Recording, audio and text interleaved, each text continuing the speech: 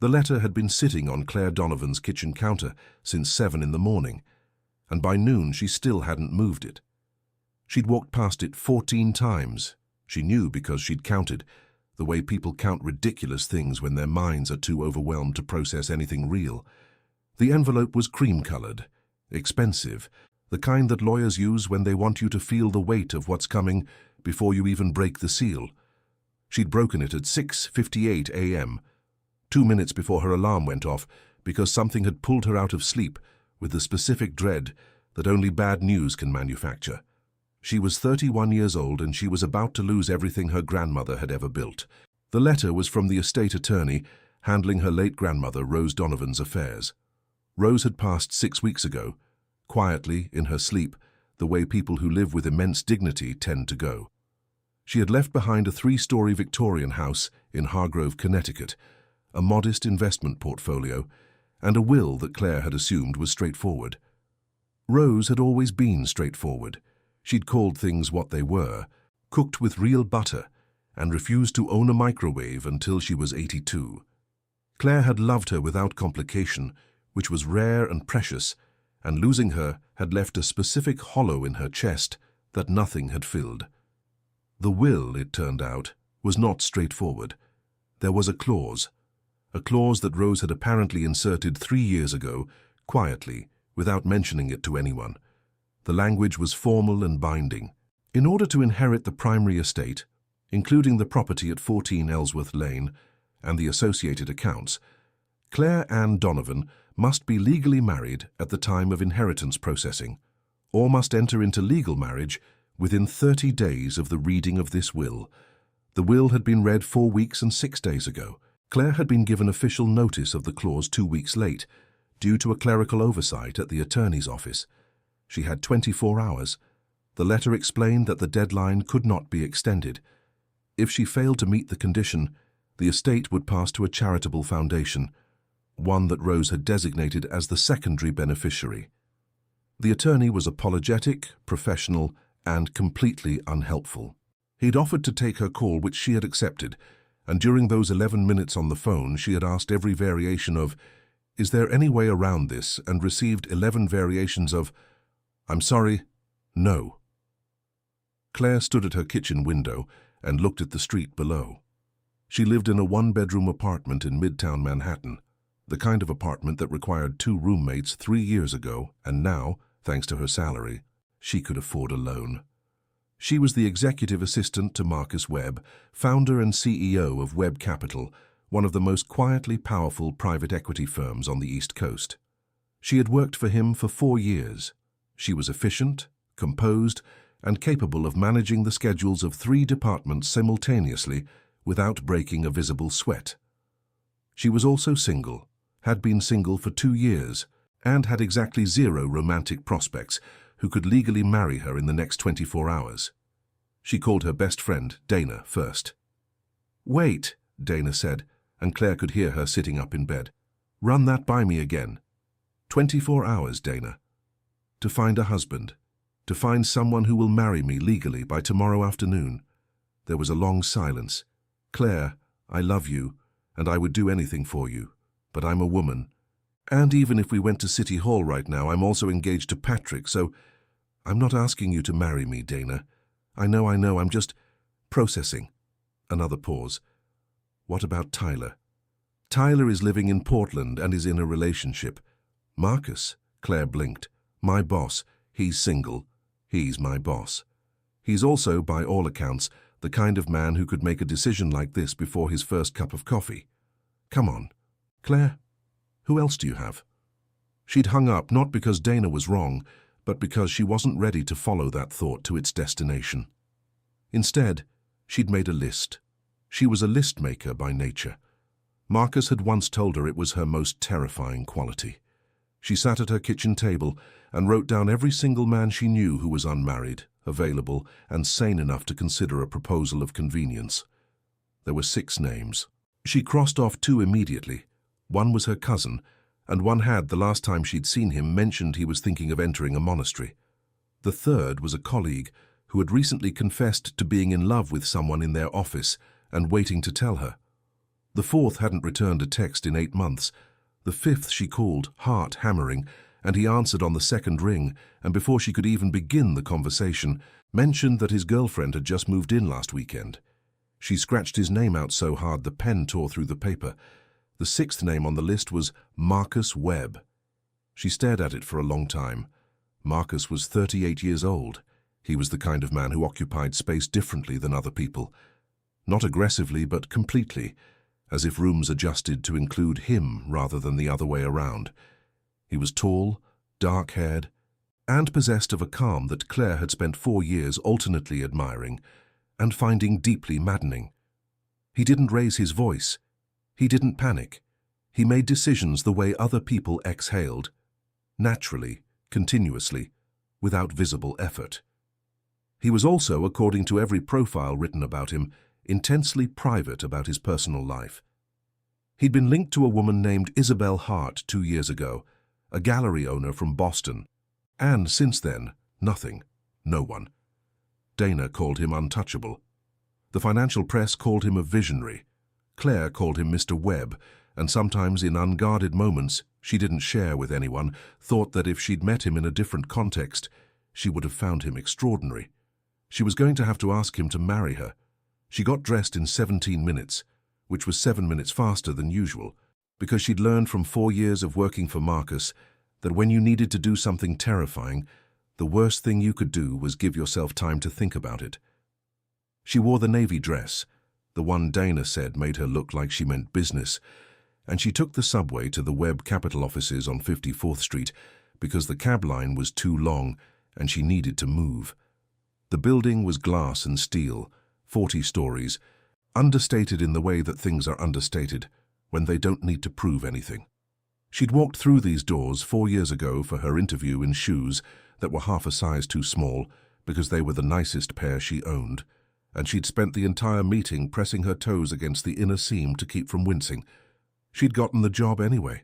Marcus had told her later that what impressed him was how composed she was under pressure. She didn't feel composed now. She stepped off the elevator on the 38th floor, and Jenna at the front desk looked up with her usual pleasant expression. "Claire, he's in... Actually, he asked if you'd gone to lunch. Said he had something to discuss with you. He wants to discuss something with me. He came out and asked about 20 minutes ago. You're usually back from lunch by 1:15. Claire looked at the clock above the desk. It was 1:31. She was 16 minutes late, which had never happened in 4 years. "I'll go in," she said, and her voice came out steadier than it had any right to. She crossed the hall. She knocked twice the way she always did, short and deliberate. She heard his voice, "Come in," and she opened the door. Marcus Webb was standing at the window with his back to her, which he sometimes did when he was thinking. He turned when she entered, and something crossed his face, not quite concern, but close to it, which was unusual. He was a man who showed very little on his face without meaning to. "You're late," he said, not unkindly. "I know," she said. "I'm sorry. I need to talk to you about something." He studied her for a moment. Then he walked to his desk and sat down, which was his way of saying, "I'm listening." She crossed the room. She stood in front of his desk, the way she'd stood 4 years ago when she was new and needed to prove something. She looked at the man who employed her, who trusted her, who had never been anything but fair and occasionally privately warm, and she said, "I need to ask you something impossible." He didn't blink. "All right." She took a breath that she hoped he couldn't hear. "I need to get married, in the next 24 hours, and you're the only person I know who I could ask." The room went very quiet. Marcus Webb looked at her for a long moment, 3 seconds, 4, his expression unreadable, and then he said something she had not expected at all. "I know," he said. "I was hoping you'd ask." The silence that followed those 4 words was unlike any silence Claire had experienced in 4 years of working for Marcus Webb. And she had experienced many. The silence before he closed a deal, the silence when he was reading a contract and found something he didn't like, the silence after a difficult phone call when he'd set the receiver down and simply looked out the window for a moment before returning to himself. She knew his silences. She had catalogued them the way you catalogue weather patterns when you live somewhere unpredictable. This one was different. This one had texture. What do you mean, you know? She said. Her voice was careful, controlled. She was very good at controlled, except for right now. When controlled felt like a costume she was wearing slightly crooked. Marcus leaned back in his chair, not casually, but deliberately, the way he did when he was about to say something he'd already rehearsed. Sit down, Claire. I'd rather stand. I know you would. The faintest suggestion of something, not a smile, not quite. Sit down anyway. She sat. The chair across from his desk was the same chair where she'd taken notes for 1,000 meetings, where she'd reviewed quarterly reports and travel itineraries, and the details of acquisitions worth more than she would earn in 3 lifetimes. She sat in it now and folded her hands in her lap and waited, because waiting was something she was also good at. I received a call this morning, Marcus said, from Gerald Fitch. She knew the name. Gerald Fitch was the attorney handling her grandmother's estate. Her stomach dropped approximately 4 floors. He called you? He was trying to reach you. Your cell went to voicemail. His office had the Webb Capital number on file as your employer, and apparently the matter was time-sensitive enough that he felt it appropriate to call directly. Marcus paused. He didn't give me details. He said only that you were dealing with a family legal matter and that it was urgent. He asked that I make sure you received the message. So you don't know? I don't know the specifics, no. He looked at her evenly. But you just walked into my office and told me you need to get married in 24 hours. So I'm inferring. Claire pressed her lips together. This was the part she hadn't planned. The part where someone who was intelligent and perceptive and paid to understand complicated situations would piece together what she hadn't yet said. She'd walked in here with a script, and it had lasted approximately 40 seconds. My grandmother left a condition in her will, she said. I had to be married within 30 days of the reading. I only found out about the deadline today because of a clerical error at the attorney's office. I have until tomorrow afternoon. She paused. If I don't meet the condition, I lose the estate. What does the estate include? Her house in Hargrove. It's been in the family for 60 years. She stopped. She hadn't meant to say what she said next, but it came out anyway, because she was tired, and she'd been holding it since 6 in the morning, and the hollow in her chest that Rose had left behind was aching in a very specific way right now. It's the only place I've ever felt like I was actually home. The words sat between them. Marcus didn't fill the space immediately, which was one of the things she'd always noted about him. He didn't rush to cover uncomfortable truths with sound. He let them exist. You came here to ask me, he said finally, not a question. You were the last name on my list. Something shifted in his expression. Not hurt. Marcus Webb did not do hurt, or at least not visibly, but something recalibrated. Last. I crossed off 5 other people first. That's not... I didn't mean it as an insult. It means you were the one I was most afraid to ask. He was quiet for a moment. Why? Because you're my boss. Because it's an enormous thing to ask of someone. Because she stopped. She was not going to complete that sentence. There were limits to honesty, and she was standing on the edge of one of them. Because I didn't know if you'd say yes. And if I say yes, he said, what exactly are we agreeing to? Claire had thought about this on the subway. She'd mapped it out with the specific practicality that crisis tends to produce. A legal marriage, just the paperwork. We'd file for a civil ceremony at City Hall. Once the estate is transferred and the legal process is complete, we'd agree on an amicable dissolution, an annulment if possible, or a quiet divorce if not. You'd have no claim to the estate, and I'd have no claim to anything of yours. It could be drawn up by an attorney today. You've thought this through. I've been thinking since 7 this morning. Marcus stood. He moved to the window again. The window that looked out over 54th Street, over the yellow pulse of Midtown, over the city that neither of them had grown up in, but both had claimed by ambition and effort. She watched his back and waited for him to say no in the measured, respectful way she imagined he'd say it, and she prepared herself to thank him and leave and figure out what came next. I'll do it, he said. She was so prepared for no that yes didn't register immediately. I'm sorry? He turned. I'll marry you, Claire. She stared at him, just like that. Is there a reason it shouldn't be just like that? You haven't asked a single question about the estate, or what this would mean publicly, or, Marcus, you're the CEO of a private equity firm. If this comes out, and it will come out, I'm aware of my professional context. Then why? Because you need help, he said. And there was something in his voice when he said it, something underneath the calm, something that had weight and warmth and a quality she couldn't immediately name. And because I can provide it, that's sufficient reason. She looked at him for a long moment. She had 4 years of data on this man, 4 years of watching him make decisions, of understanding his logic, of reading the architecture of how he thought. And she could not, for the life of her, square what he was offering with the explanation he was giving. There's something you're not telling me, she said. He looked at her. 1 beat, 2. There are a lot of things I haven't told you, Claire, but that's a conversation for another day. Today we have a city hall appointment to schedule. She should have pressed. She knew she should have pressed. But there was a clock ticking with a sound she could practically hear, and the house on Ellsworth Lane was waiting, and Rose was somewhere deciding whether Claire was brave enough to take the life she'd been given. So she nodded, and she took out her phone and she started making calls. They spent the next 2 hours in the conference room adjacent to his office. Marcus's private attorney, a sharp, quiet man named Stuart Park, arrived at 3 o'clock and drew up a prenuptial agreement that protected both parties completely. Claire read every line. Marcus read it after her. Stuart answered their questions with the polished efficiency of a man who had navigated complicated arrangements for complicated people, and found none of it remarkable. What was remarkable was this. Marcus Webb co-signed the agreement without hesitation, without calling anyone for advice, without once looking as if he was doing something he hadn't already decided to do. The City Hall appointment was secured for 10 o'clock the following morning.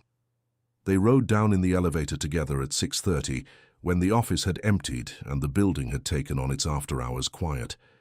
It was the first time Claire could recall being in an elevator with Marcus without also carrying a portfolio, a tablet, or a schedule. She had nothing in her hands. It felt strange. "You should eat something," he said. "You've been running on adrenaline since this morning." "How do you know I haven't eaten?" "Because when you're focused on a problem, you don't eat until it's resolved. You've been focused on this problem since before you came in." He paused. "You also didn't have your coffee mug with you when you walked in, and you always have your coffee mug." She looked at him. "You noticed that?" "I notice most things," he said simply. The elevator opened onto the lobby. They stepped out into the marble cool of the entrance hall, and through the glass doors, the evening was gathering itself over Midtown, gold light on the buildings, the city shifting gears from business to something else. Claire thought about the house in Hargrove, about the porch where she used to sit with Rose on summer evenings, about the smell of old wood and lavender that lived in every room. She thought about how close she'd come to losing it without even knowing. "Marcus," she said, before she could stop herself. He looked at her. "Why did you say you were hoping I'd ask?" The question hung in the warm air of the lobby. He was still for a moment, a particular kind of stillness she'd never seen from him before, as if he were deciding not which answer to give, but how much of the true one to reveal. Then something moved at the edge of his expression, quiet and careful. "Get some sleep, Claire," he said. "Tomorrow's going to be a significant day."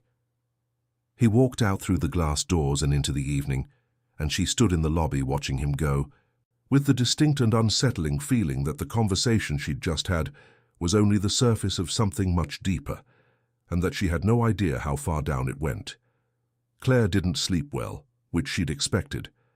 What she hadn't expected was that the thing keeping her awake wasn't the wedding, the paperwork, the logistics, the sheer improbability of what was happening, but a single sentence. "I was hoping you'd ask." She turned it over and over in the dark of her bedroom, the way you turn a stone in your hand, feeling for edges, trying to understand its weight.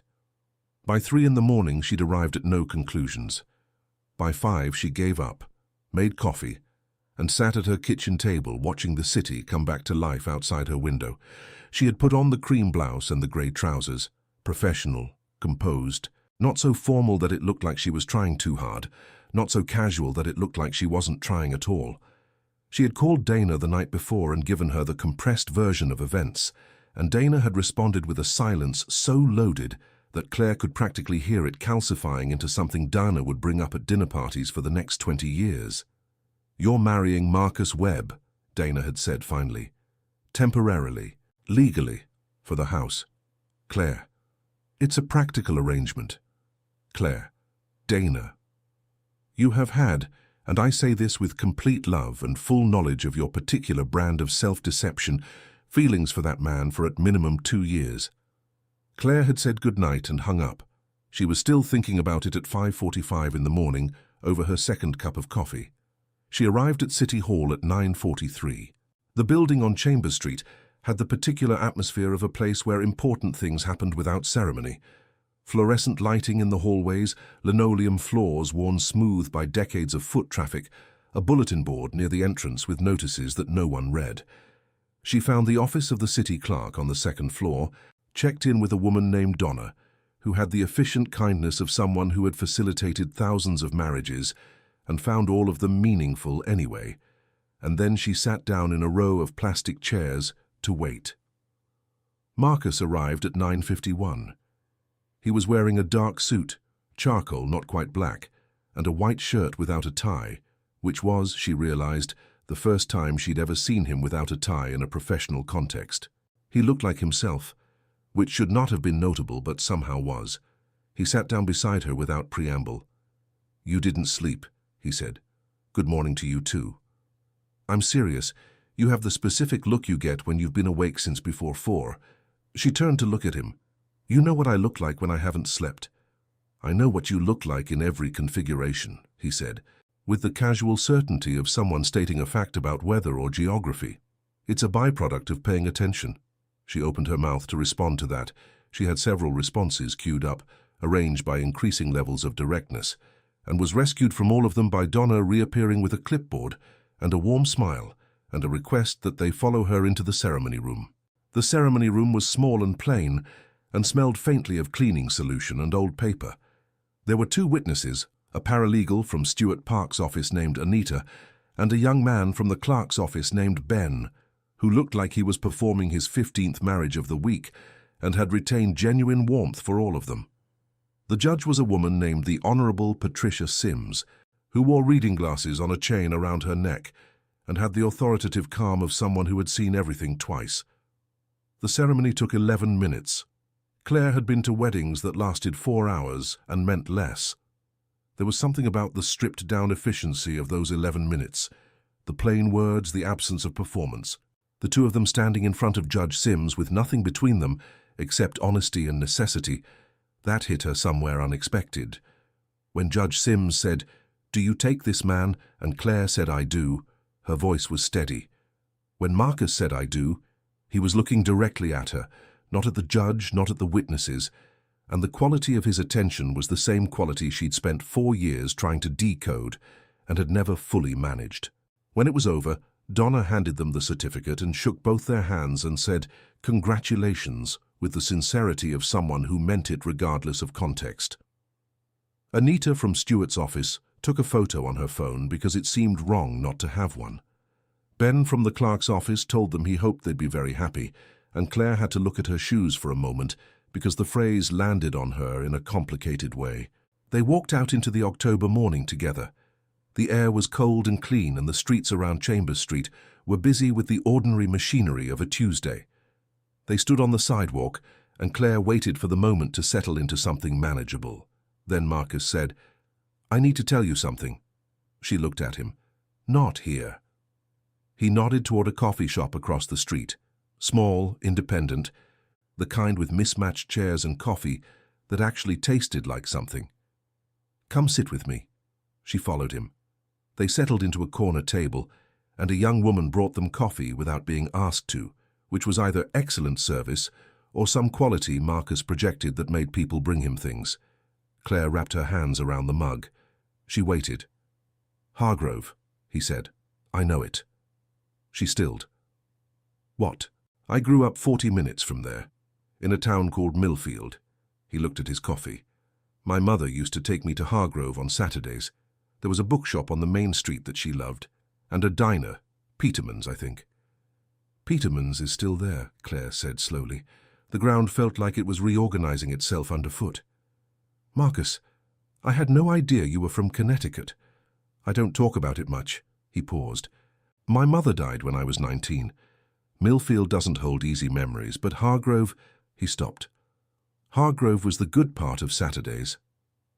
She looked at him across the small table, and something she'd been carrying for 4 years, a particular kind of professional distance, carefully maintained, deliberately preserved, shifted in a way she wasn't sure she could shift back.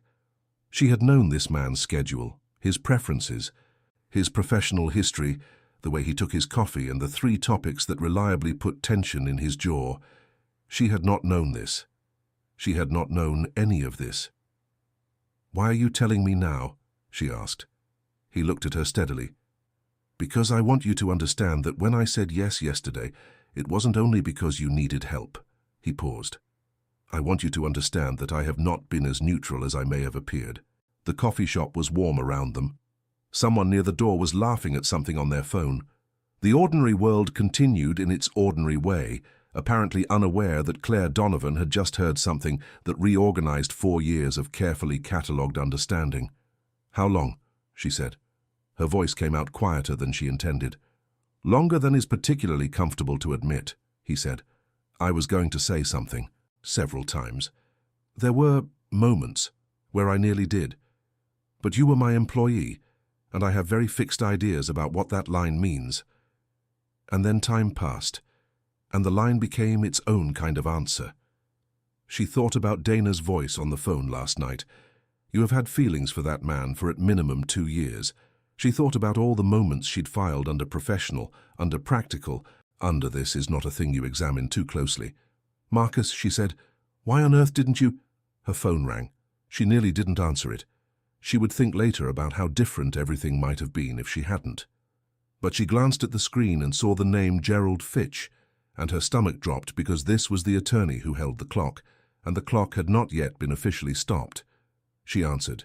She listened. Her face went through several expressions in rapid succession.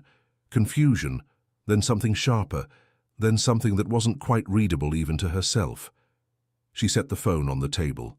She looked at Marcus. He says there's a problem with the estate, she said.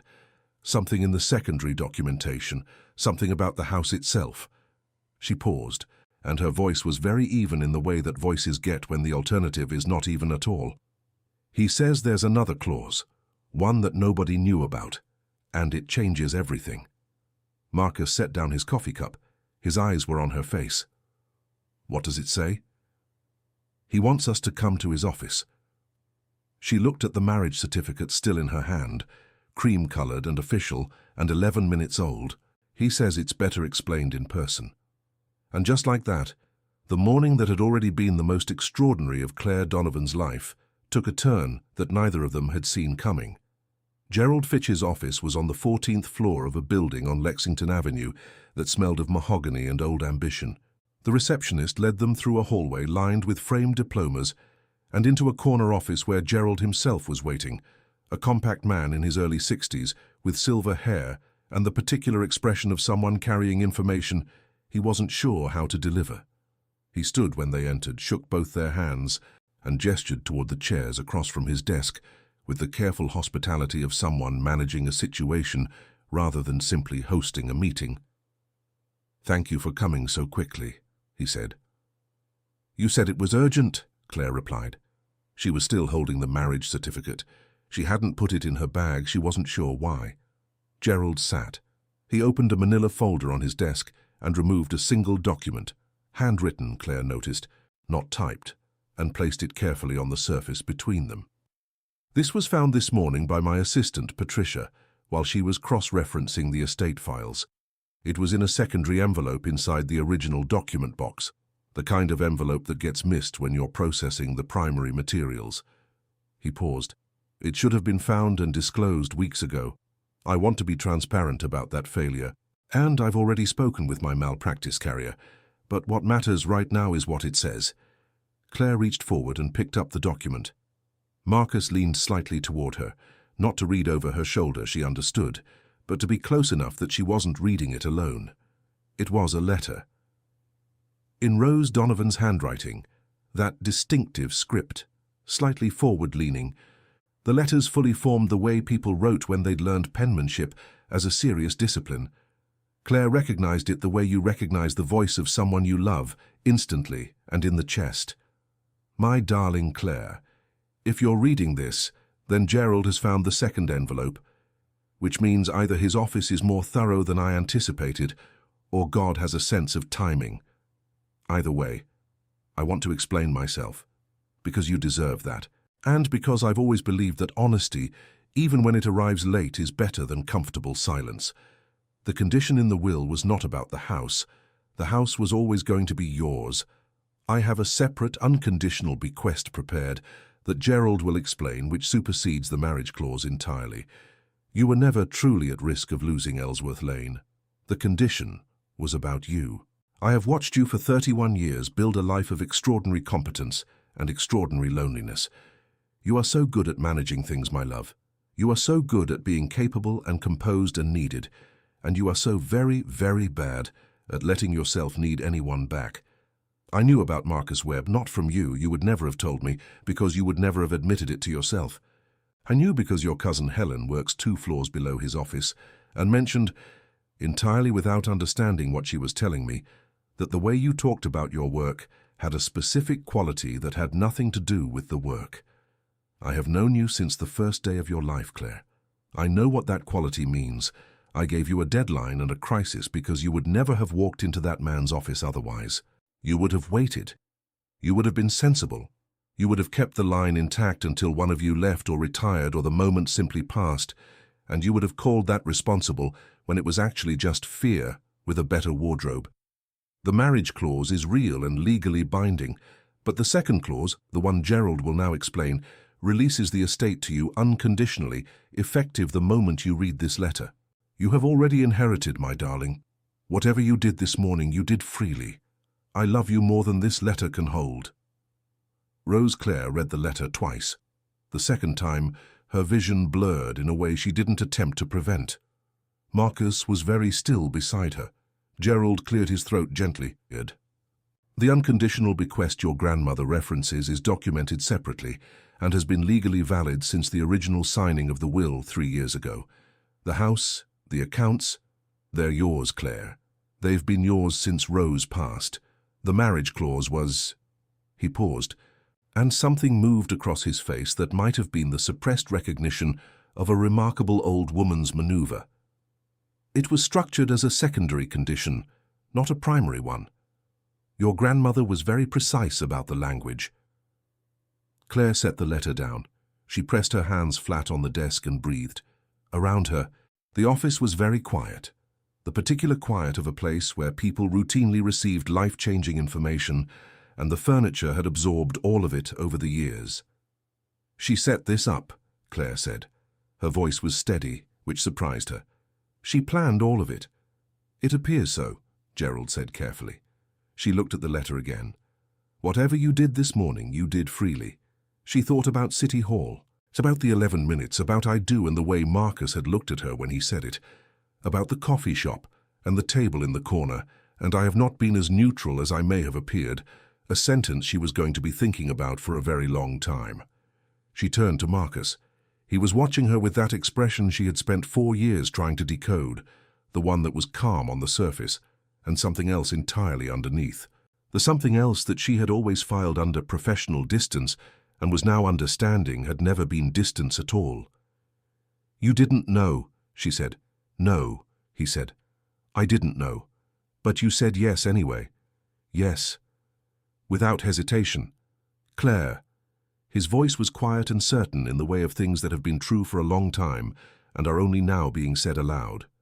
I have been looking for a reason to say yes to you for 2 years. Your grandmother simply provided the occasion. She laughed. It came out a little broken, which was appropriate given the morning, given the letter, given the entirely improbable chain of events that had begun with a cream-colored envelope on a kitchen counter and ended here in a lawyer's office on Lexington Avenue, married 11 minutes, in possession of a house she'd always had, and a feeling she'd been carrying for longer than she'd ever admitted. She knew, Claire said. She always knew. Evidently, Marcus said. Your grandmother sounds like someone I would have liked very much. She would have liked you too. Claire paused. She would have found your calm insufferable and respected you enormously for it.